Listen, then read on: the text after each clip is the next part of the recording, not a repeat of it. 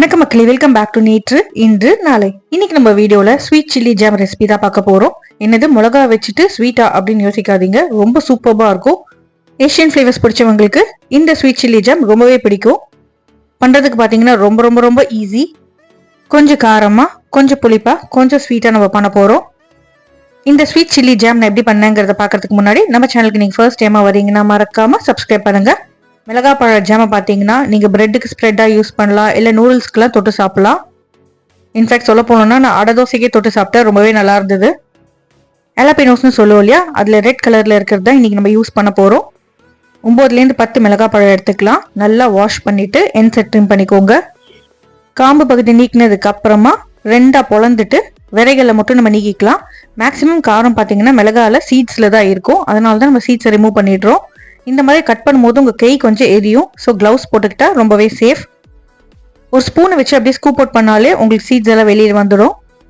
இந்த மாதிரி எல்லா மிளகா கட் பண்ணிவிட்டு விரையெல்லாம் நீக்கிட்டு நம்ம ரெடியாக எடுத்து வச்சுக்கலாம். இப்போ உங்களுக்கு ஒரு டவுட் வரும், இந்த மிளகா பழம் எங்கள் ஊரில் கிடைக்காது, என்ன பண்ணலான்னு. அதுக்குமே ஒரு ஆல்டர்னேட்டிவ் இருக்குங்க, கவலைப்படாதீங்க. காஷ்மீரி சிவப்பு மிளகாயை உடைச்சிட்டு விரையெல்லாம் நீக்கிட்டு ஒரு கொதி விட்டுட்டு ஆற விட்டுட்டு இது கூட நீங்கள் சிவப்பு கேப்சிகம் போட்டு அரைச்சிங்கன்னா உங்களுக்கு இந்த ஃப்ளேவர் எக்ஸாக்டாக வந்துடும். மிளகாவோட தோலை நம்ம அரைக்கும் போது தான் நம்மளுக்கு இந்த சில்லியோட ஃப்ளேவர் கிடைக்கும். இப்போ ஒரு மிக்சி ஜார் எடுத்துக்கோங்க. 2 பெரிய பல்லு பூண்டு சேர்த்துட்டு ஒரு சின்ன துண்டு புளியை ஊற வச்சுட்டு நம்ம சேர்த்துக்கலாம், அப்போதான் உங்களுக்கு நைஸாக அரைப்படும். புளி பார்த்தீங்கன்னா ஒரு டேங்கி ஃபீல்காக தான் சேர்க்குறோம். இது கூட நம்ம கட் பண்ணி வச்சிருக்கிற மிளகாவெல்லாம் சேர்த்துட்டு கொஞ்சமாக தண்ணி சேர்த்துட்டு நைஸாக அரைச்சிக்கலாம். நீங்கள் புளி ஊற வச்ச தண்ணியை கூட யூஸ் பண்ணிக்கலாம். உங்களால் எவ்வளோ நைஸாக அரைக்க முடியுமோ அவ்வளோ நைஸாக அரைச்சிக்கோங்க. நம்மளோட ஸ்வீட் சில்லி ஜாமோட பாதி வேலை முடிஞ்சு போச்சுங்க. அடுத்ததான் நல்லா திக் பாட்டம் கடாயை எடுத்துக்கோங்க. கடாயில் நம்ம அரைச்சி வச்சிருக்கிற இந்த மிளகா விழுதை சேர்த்துக்கலாம். ஃப்ளேமை மீடியமுக்கு மாற்றிக்கோங்க, இல்லைன்னா அடிப்பிடிச்சிடும். இது நல்லா கொதிக்கட்டும். கொதிக்க கொதிக்க தண்ணி எல்லாம் உங்களுக்கு வத்திட்டே வரும். ஜாமோட பர்ஃபெக்ட் கன்சிஸ்டன்சி என்னன்னு பார்த்தீங்கன்னா, நீங்கள் பிளேட்டில் ஒரு ட்ராப் போட்டிங்கன்னா உங்களுக்கு வழிஞ்சு வரக்கூடாது, அதுதான் கரெக்டான கன்சிஸ்டன்சி. ஓரளவுக்கு பச்சை வாசனை போய் தண்ணி எல்லாம் வத்துனதுக்கு அப்புறமா நம்ம சர்க்கரை சேர்த்துக்கலாம். 3/4 கப் அளவுக்கு சர்க்கரை சேர்த்துருக்கேன். இந்த சர்க்கரை மேலேயே 3 டேபிள் ஸ்பூன் அளவுக்கு ஆப்பிள் சைடர் வினிகர் சேர்த்துக்கலாம். இப்போ இந்த விழுது சர்க்கரை வினிகர் எல்லாம் ஒன்று சேர்ந்து நல்லா கொதிக்கட்டும். சர்க்கரை சேர்த்ததுக்கு அப்புறமா இந்த ஜாமோட கலர் பார்த்தீங்கன்னா நல்லா டார்க்காக அழகாயிடும். ஆப்பிள் சைடர் வினிகர் நம்மளுக்கு ஒரு சார்னஸும் கொடுக்கும், ப்ளஸ் ஒரு ப்ரிசர்வேட்டிவாகவும் இருக்கும். இதுலேயே ஒரு 1/2 டீஸ்பூன் உப்புமே சேர்த்துட்டு நல்லா கலந்து விட்டு கொதிக்க விடுங்க. நம்ம சர்க்கரை சேர்த்ததுக்கு அப்புறமா மறுபடியும் நீர்த்து போகும். திக்கார வரைக்கும் கொஞ்சம் பொறுமையாக கொதிக்க விடணும். மேலே நுரைச்சி ஒரு பார்ட் வருது இல்லையா, அந்த நுரையெல்லாம் முடிஞ்ச அளவுக்கு நீக்கிடுங்க. சர்க்கரையில் ஏதேனும் அழுக்கு இருந்தால் அதுதான் இப்படி மேலே நுரைச்சி வரும், அதனால அதை நம்ம நீக்கிடுறோம். ஃப்ளேமை மீடியம் டு ஹை மாற்றிட்டு கலந்து விட்டுட்டே இருந்தீங்கன்னா உங்களுக்கு டக்குன்னு ஒரு 5-10 நிமிஷத்தில் திக்காயிடும். ஒரு தடவை பண்ணி வச்சுட்டு க்ளீனான பாட்டிலில் நீங்கள் சேர்த்துட்டு ஃப்ரிட்ஜில் வச்சுக்கிட்டீங்கன்னா ஒரு 15லேருந்து 20 நாளைக்கு உங்களுக்கு கெடாமல் இருக்கும்.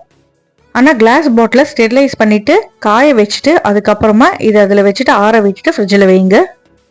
ஒரு பாகு கன்சிஸ்டன்சிக்கும் டார்க் கலருக்காக நான் 1 டேபிள் ஸ்பூன் அளவுக்கு நாட்டு சர்க்கரை சேர்த்துக்கிறேன். ப்ரௌன் சுகர் சேர்த்ததுக்கப்புறம் உங்களுக்கு நல்லாவே விசிபிளாக ஒரு கலர் டிஃப்ரென்ஸ் தெரியும். அப்படியே க்ளாஸியாக ஷைனியாக திக்காக வர வரைக்கும் நீங்கள் மிக்ஸ் பண்ணி விட்டுட்டு கொதிக்க விட்டுட்டே இருக்கணும். கரண்டி வச்சு அப்படியே நகர்த்தி விட்டீங்கன்னா உங்களுக்கு வழிஞ்சு வரக்கூடாது, அதுதான் கரெக்டான பதம். இந்த ஸ்வீட் சில்லி ஜாம் பண்ணுறதுக்கு நம்மளுக்கு இன்க்ரீடியன்ஸ் ரொம்ப கம்மியாக தான் தேவை. கிட்டத்தட்ட sweet and Chor chilli sauce மாதிரி தான் இருக்கும்.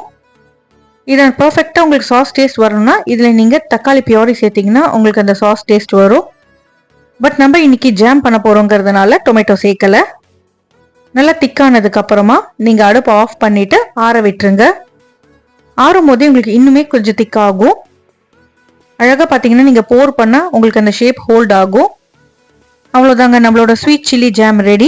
ஏஷியன் ஃப்ளேவர்ஸ் பிடிச்சவங்க கண்டிப்பாக இதை ட்ரை பண்ணி பாருங்க. ட்ரை பண்ணி பார்த்துட்டு எப்படி வந்ததுங்கிறத எனக்கு மறக்காம கமெண்ட்ஸில் சொல்லுங்க. நம்ம சேனலுக்கு நீங்கள் ஃபர்ஸ்ட் டைமாக வரீங்கன்னா லைக் பண்ணுங்க, ஷேர் பண்ணுங்க, சப்ஸ்கிரைப் பண்ணுங்க. இன்னொரு நல்ல வீடியோட நல்ல ரெசிபியோட உங்களை நான் சீக்கிரமே சந்திக்கிறேன். Until then, take care, bye bye, have a great day, thanks for watching.